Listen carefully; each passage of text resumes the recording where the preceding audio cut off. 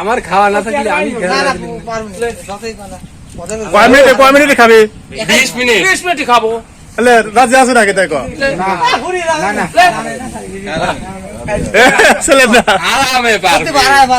এই খিচুড়ি লরম মাছের ডলন মারলি চেটকি যাবে নি, চেটকি গেলে আমি